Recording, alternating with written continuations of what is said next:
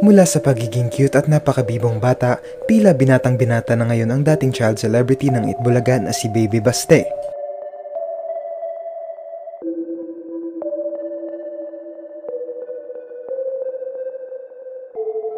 Kamakailan lang ay nagkaroon pa ito ng picture sa artistang si Alden Richards na nakasama niya noon sa naturang noontime show.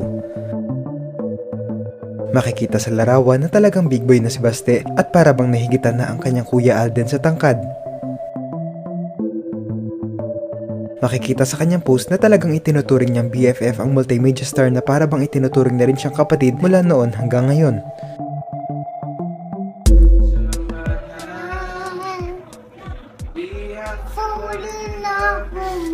Every single day, I just wanna tell you I am.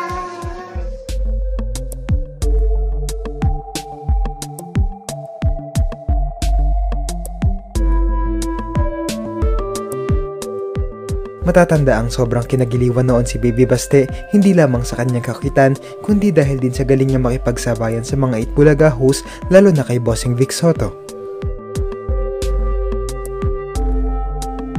Nawala ito sa nasabing programa dahil sa pandemic at kinailangan din mag-focus sa ibang mga personal na bagay at ginamit niya rin ang pagkakataong ito para makapagbakasyon kasama ang pamilya.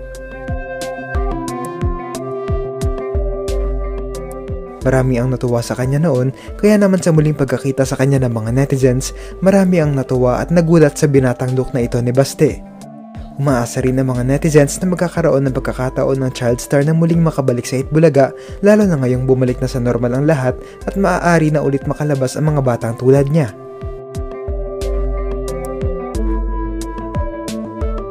Ano ang masasabi nyo rito?